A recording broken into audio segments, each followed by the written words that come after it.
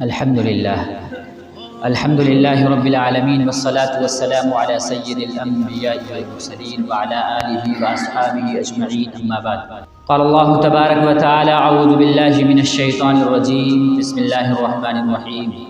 قل اعوذ برب الفلق من شر ما خلق ومن شر غاسق اذا وقب ومن شر النفاثات في العقد ومن شر حاسد اذا حسد بسم اللہ الرحمن الرحیم قل اعوذ برب الناس ملک الناس الہ الناس من شر الوسواس الخناس الذي يوسوس في صدور الناس من الجنة والناس اللهم صل على سيدنا محمد وعلى آل سيدنا محمد وبارك وسلم رب اشرح لي صدری ويسر لي امری واحلل عقدۃ من لسانی یفقهوا قولی۔ محترم بزرگوں اور دوستو، اللہ رب العزت کا احسان ہے کہ اس نے ہمیں اور آپ کو اپنے پاک گھر میں آنے کی توفیق عطا فرمائی۔ ابھی میں نے آپ حضرات کے سامنے قرآن مقدس کی دو مختصر صورتیں پڑھی ہیں۔ یہ دو صورتیں ایسی ہیں جو اکثر ہم نمازوں میں پڑھتے بھی ہیں اور اکثر مسلمانوں کو یاد بھی ہوتی ہیں، اور یہ دو صورتیں قرآن کریم کی سب سے آخری دو صورتیں ہیں۔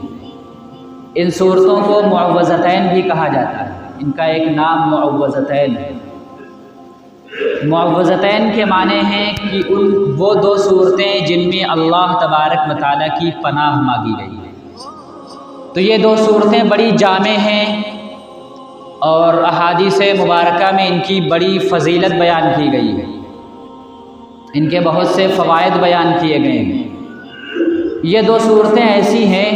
کہ ان کے نازل ہونے کا ایک خاص واقعہ ہے کہ یہ صورتیں کیوں نازل کی گئیں، کیا واقعہ پیش آیا کہ اللہ تبارک و تعالیٰ کو یہ دو صورتیں نازل کرنی پڑی۔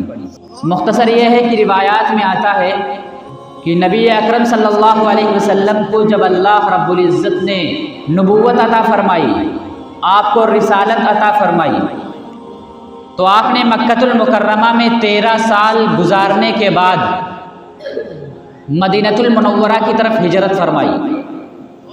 جب آپ مدینہ تشریف لے گئے تو وہاں دیکھا کہ یہودیوں کی ایک بہت بڑی جماعت ہے، یعنی یہودی وہاں بہت بڑی تعداد میں رہتے ہیں، اور یہودیوں کو آپ سے حسد ہونے لگا جب آپ وہاں تشریف لے گئے۔ حسد کی ایک وجہ یہ تھی کہ وہ بنو اسرائیل میں سے تھے، یعنی یہودیوں کا جو تعلق تھا وہ یعقوب علیہ السلام سے تعلق تھا، ان کی نسل سے وہ تھے۔ حضرت ابراہیم علیہ السلام کے دو بیٹے ہیں، ایک حضرت ابراہیم علیہ السلام کے دو بیٹے ہیں، ایک حضرت اسماعیل علیہ السلام اور ایک حضرت اسحاق علیہ السلام۔ تو اسحاق علیہ السلام کے ایک بیٹے حضرت یعقوب علیہ السلام ہیں، اور ان کا ایک دوسرا نام بنو اسرائیل بھی ہے۔ تو جتنے بھی انبیاء علیہ السلام اس دنیا کے اندر تشریف لائے ہیں، سب کا تعلق بنو اسرائیل سے تھا، سب کا تعلق حضرت یعقوب علیہ السلام سے تھا۔ وہ جو یہودی وہاں رہتے تھے ان کا تعلق بھی بنی اسرائیل سے، یعنی یعقوب علیہ السلام کی نسل سے تھا۔ لیکن اللہ کو تو یہ منظور ہوا کہ جو سب سے آخری نبی ہیں، سب سے آخری پیغمبر اور رسول ہیں، یعنی نبی اکرم صلی اللہ علیہ وسلم، ان کو اللہ رب العزت نے حضرت اسماعیل علیہ السلام کی اولاد میں پیدا فرما دیا۔ یہ حسد کی وجہ تھی کہ یعقوب علیہ السلام کی نسل سے نبی آنا چاہیے تھا، آخری نبی، لیکن حضرت اسماعیل علیہ السلام کی نسل سے کیسے آ گئے؟ جبکہ ان کی کتابوں میں، تورات میں، زبور میں، انجیل میں یہ بشارتیں دی گئی تھیں کہ ہم ایک نبی خاتم بھیجیں گے، آخر الزمان نبی آئیں گے اس دنیا کے اندر، جن کی نبوت و رسالت ساری دنیا کے لیے ہوگی، جو قیامت تک کے لیے آئیں گے۔ یہ بشارتیں ان کی کتابوں میں موجود تھیں، لیکن جب اللہ تبارک و تعالیٰ نے ان کو حضرت اسماعیل علیہ السلام کی اولاد میں پیدا فرما دیا اور آپ کو نبی بنا دیا، وہ تو سمجھ رہے تھے آخری پیغمبر بنو اسرائیل میں آئیں گے، حضرت یعقوب علیہ السلام کی اولاد میں آئیں گے، لیکن جب ایسا ہوا تو ان کے حسد میں اور اضافہ ہو گیا، وہ حسد کرنے لگے اور نبی اکرم صلی اللہ علیہ وسلم کے خلاف طرح طرح کی سازشیں رچنے لگے،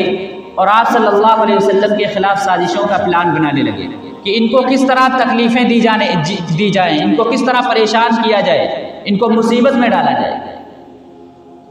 تو مختصر یہ ہے کہ جب نبی اکرم صلی اللہ علیہ وسلم مدینہ منورہ تشریف لے گئے تو آپ نے چاہا کہ یہودیوں کے ساتھ کوئی دشمنی نہ ہو، کوئی لڑائی جھگڑا نہ ہو، بلکہ امن کے ساتھ رہیں، سکون کے ساتھ رہیں۔ چنانچہ آپس میں ایک معاہدہ کیا گیا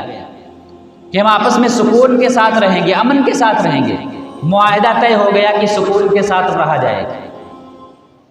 ظاہری طور پر تو ان لوگوں نے معاہدہ کر لیا کہ معاہدہ ہو گیا امن اور سکون کا، لیکن اندرون خانہ چپکے چپکے وہ لوگ سازشیں کرتے رہے اور پلان بناتے رہے کہ کس طریقے سے نبی صلی اللہ علیہ وسلم کو تکلیفیں دی جائیں،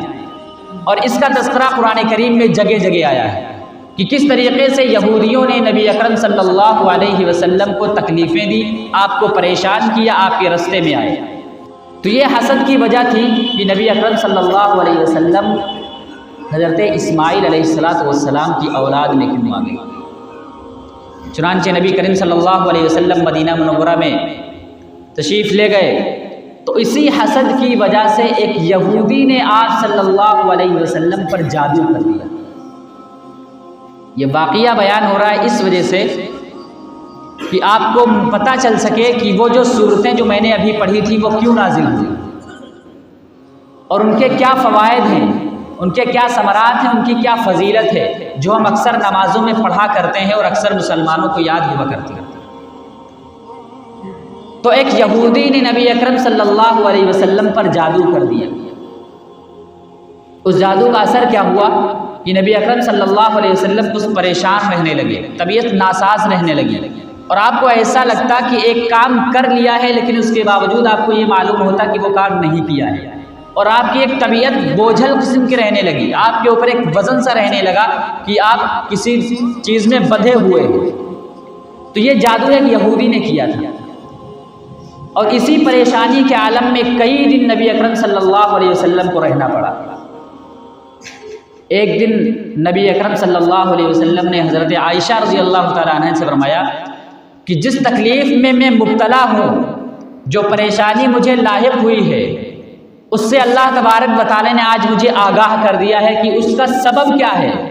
کہ میں کیوں پریشان ہوں۔ حضرت عائشہ رضی اللہ تعالیٰ عنہ نے پوچھا کہ کیا وجہ ہے، تو نبی اکرم صلی اللہ علیہ وسلم نے فرمایا کہ آج ہی اللہ تبارک و تعالیٰ نے خواب کے ذریعے سے مجھے بتایا ہے کہ پریشانی کیوں آئی، اور یہ جادو کس نے کیا ہے۔ فرمایا کہ آج جب میں سویا تو میں نے خواب دیکھا کہ دو فرشتے آئے اور میرے پاس بیٹھ گئے اور آپس میں گفتگو کرنے لگے، آپس میں باتیں کرنے لگے، اور میری طرف یعنی نبی اکرم صلی اللہ علیہ وسلم کی طرف اشارہ کیا کہ ان صاحب کو کیا ہو گیا، یہ کیوں پریشان ہے اور کس پریشانی اور کس تکلیف میں مبتلا ہے۔ تو دوسرے فرشتے نے کہا کہ ان پر ایک یہودی نے جادو کر دیا ہے۔ تو دوسرے فرشتے نے پوچھا کہ کس نے کیا ہے جادو، تو اس نے نام بتایا کہ لبید بن عاصم، ایک یہودی کا نام ہے، اس نے جادو کیا ہے۔ تو اس نے پوچھا کہ کہاں کیا ہے، تو کہا کہ ایک بیر یعنی کنواں ہے، بیر زروان کے نام سے، اس کنویں کے اندر اس نے جادو کیا ہے۔ تو نبی اکرم صلی اللہ علیہ وسلم کو یہ سارا واقعہ خواب کے اندر بتایا گیا، اس کا نام بھی بتایا گیا اور اس جگہ کا نام بھی بتایا گیا جہاں اس نے جادو کیا تھا، اور کس چیز پر جادو کیا ہے۔ فرمایا کہ جو کنگھے کے اندر بال آ جاتے ہیں اس بالوں پہ اس نے جادو کیا اور کنگھوں پہ جادو کیا، اور اس نے اس کنویں کے پاس جا کر کچھ اپنا پڑھ کے اور دفن کر دیا ہے۔ تو نبی اکرم صلی اللہ علیہ وسلم کو اس کی خبر دی گئی خواب کے ذریعے سے، اور نبی کا خواب وہی ہوا کرتا ہے، نبی کا خواب سچا ہوا کرتا ہے۔ چنانچہ نبی اکرم صلی اللہ علیہ وسلم اس کنویں کے پاس تشریف لے گئے، اور آپ نے جب کنویں کے اندر دیکھا تو سارا کا سارا پانی پیلا پڑ چکا تھا۔ آپ صلی اللہ علیہ وسلم کو وہاں سے وہ کنگھا بھی برآمد ہوا اور وہاں وہ بال بھی برآمد ہوئے جس پر اس نے جادو کیا تھا۔ اس وقت یہ دو صورتیں نازل ہوئیں۔ جب یہ سارا واقعہ پیش آ گئے اس کے بعد وہاں پر یہ صورتیں نازل ہوئی کہ قل اعوذ برب الفلق من شر ما خلق ومن شر غاسق اذا وقب ومن شر النفاثات في العقد ومن شر حاسد اذا حسد، اور ایک یہ سورت قل اعوذ برب الناس ملک الناس الہ الناس من شر الوسواس الخناس الذي يوسوس في صدور الناس من الجنة والناس۔ ان دو صورتوں میں 11 آیتیں ہیں، اور اس یہودی نے، بعض روایت میں آتا ہے کہ یہودی کی لڑکیوں نے کیا تھا، لیکن زیادہ صحیح قول یہ ہے کہ اس یہودی نے جادو کیا تھا، تو جس دھاگے میں اس نے جادو کیا تھا اس میں بھی 11 گرہیں لگی ہوئی تھی۔ تو بعض روایت میں آتا ہے کہ نبی اکرم صلی اللہ علیہ وسلم ایک آیت پڑھتے اور ایک گرہ کھول دیتے، دوسری آیت پڑھتے اور دوسری گرہ کھول دیتے، تیسری آیت پڑھتے اور تیسری گرہ کھول دیتے، یہاں تک کہ آپ نے 11 کی 11 آیتیں تلاوت کی اور 11 گرہیں کھول دی۔ آپ کے اوپر سے اللہ تبارک و تعالی نے جادو کا اثر زائل کر دیا اور ختم کر دیا۔ پھر نبی اکرم صلی اللہ علیہ وسلم نے حضرت عائشہ رضی اللہ تعالیٰ عنہ سے فرمایا کہ اب مجھے ایسا لگ رہا ہے کہ میں کہیں بندھا ہوا تھا اور میں کھل گیا ہوں، میں آزاد ہو گیا ہوں، جو میری بوجھل رہتی تھی طبیعت، اب وہ طبیعت میری بہت ہلکی ہو گئی۔